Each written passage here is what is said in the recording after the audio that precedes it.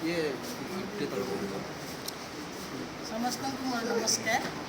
आज अत्यंत आनंदित गोटे केउझर महोत्सव केउझर होगा कथा किंतु आज भुवनेश्वर राजधानी पर होती सोना भाई प्रदीप भाई जो मैंने आयोजन करेष अशेष धन्यवाद।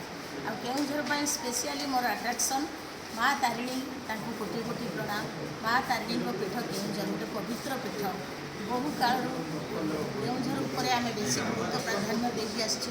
बर्तमान अत्यंत खुशी विषय आमर श्रीजुक्त मोहन भाजी जे कि मुख्यमंत्री महोदय केउझर बासिंदा से आम कोटि कोटि प्रणाम जनाऊँ।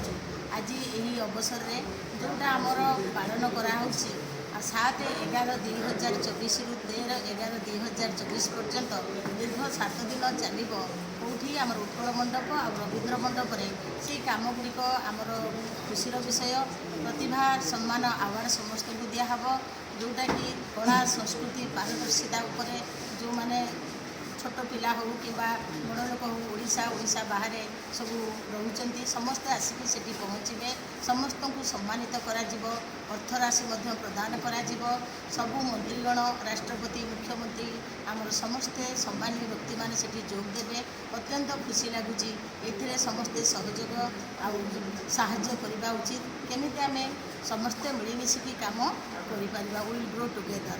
एथिपाई बहुत बहुत धन्यवाद आपण मानू प्लस आमर जो मैंने आयोजन कर बहुत बहुत धन्यवाद जनाऊँ। केमी सुरुखुरे यहाँ संपादन हो समस्ते मिलमिशी आम कम करवा। धन्यवाद। जय जगन्नाथ।